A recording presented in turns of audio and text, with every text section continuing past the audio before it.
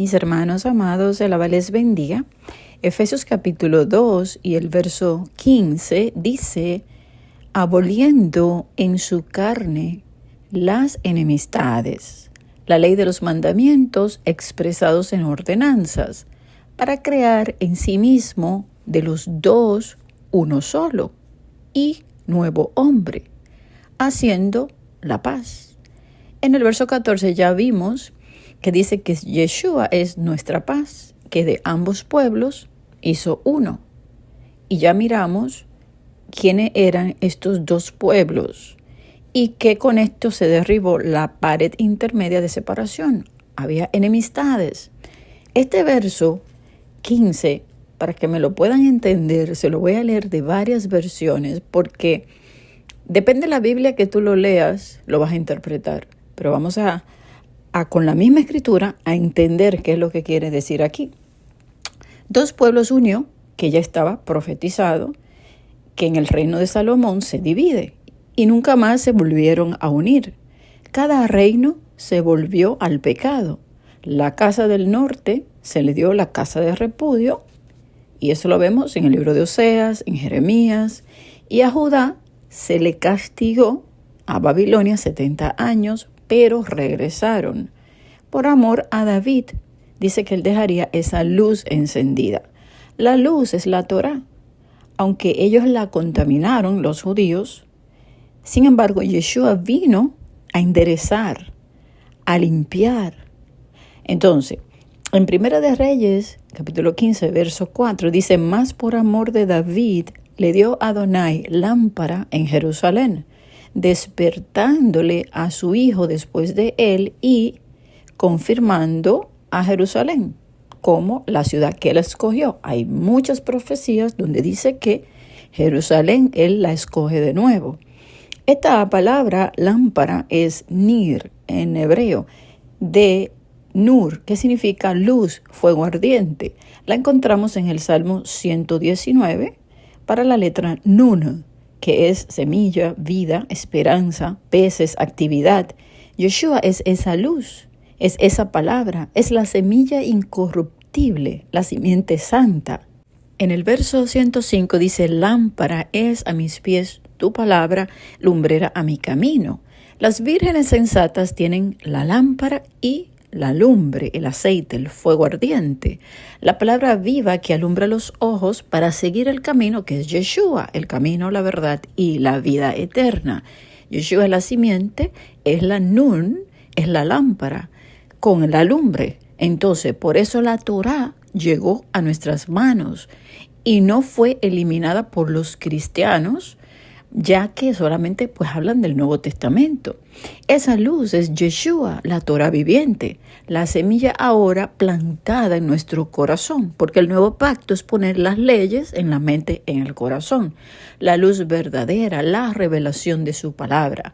Ahora, se quitó toda división, se quitó lo que impedía ser parte de su pueblo para unirnos junto a Judá y entrar en el lugar santísimo a través de Yeshua como Kohanim, sacerdotes de su reino, ofrecer sacrificios y el incienso puro, que son las oraciones, que somos nosotros en esa entrega, alabanza.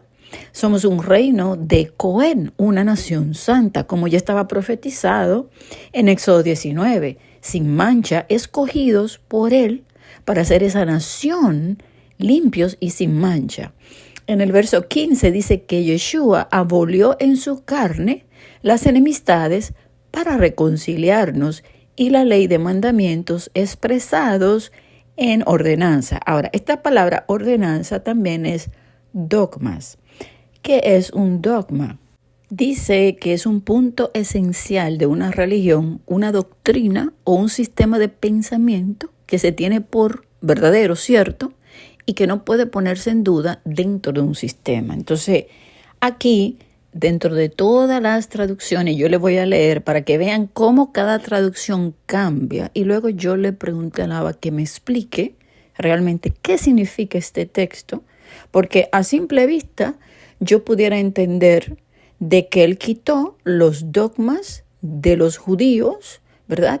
Que el mismo Yeshua Él condenó todas esas leyes alágicas, esas costumbres de los ancianos que invalidaban la Torá, porque Él vino a enderezar, Él vino a limpiar. O sea, yo lo pudiera entender de esa manera. Pero vamos a ver las traducciones primero. Yo quiero que ustedes escuchen lo que dice un pastor muy famoso, cristiano, en cuanto a este verso. Y en su Biblia, en el comentario, él dice esto: por medio de su muerte, Cristo abolió las leyes, las fiestas y los sacrificios del Antiguo Testamento que tanto distinguieron a los judíos de los gentiles.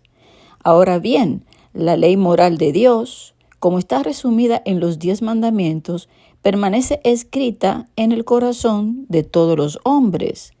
No fue abolida, sino incorporada al nuevo pacto porque refleja su propia naturaleza santa.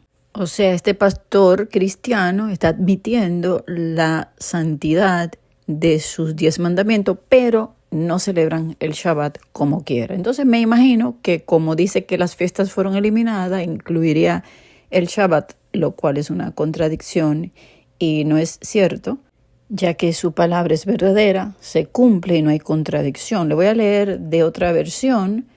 En el capítulo 2, verso 15, dice: destruyendo en su propio cuerpo la enemistad, las protestas, el odio. Él hizo esto para que con los preceptos de la Torá crear de los dos un hombre nuevo con alma renovada y entonces hacer la shalom.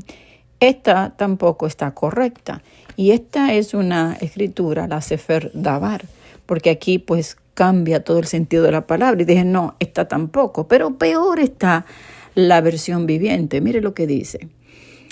En el verso 15, lo logró al poner fin al sistema de leyes, de mandamiento y ordenanza. Hizo la paz entre judíos y gentiles al crear de los dos grupos un nuevo pueblo en él.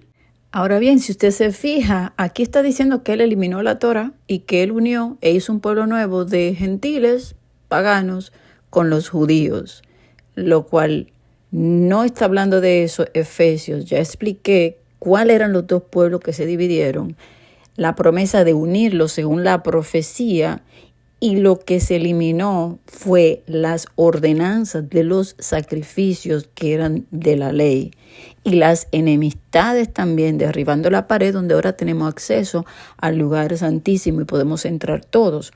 Todo esto lo viene explicando en Hebreos 7, 8 y 9. Yo le voy a leer solamente un poquito del 9 para entender que aquí dice aboliendo en su carne, o sea, en Yeshua, las enemistades, y luego dice la ley de los mandamientos que eran expresados en ordenanza.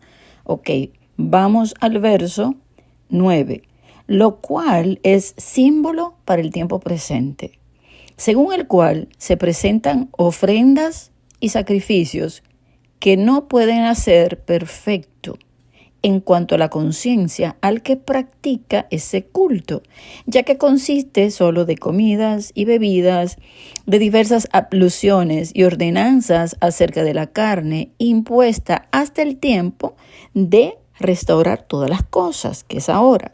Pero estando ya presente Yeshua, sumo sacerdote de los bienes venideros, por el más amplio y más perfecto tabernáculo, no hecho de manos, es decir, no de esta creación, y no por sangre de machos cabríos, ni de becerros, sino por su propia sangre, entró una vez para siempre en el lugar santísimo, habiendo obtenido eterna redención. Y si seguimos leyendo y nos vamos hasta el capítulo 10, en el verso 8, dice: sacrificio, ofrenda, holocausto, expiaciones por el pecado no quisiste, ni te agradaron, las cuales cosas se ofrecen según la ley. Entonces luego dice que yo vengo a hacer tu voluntad.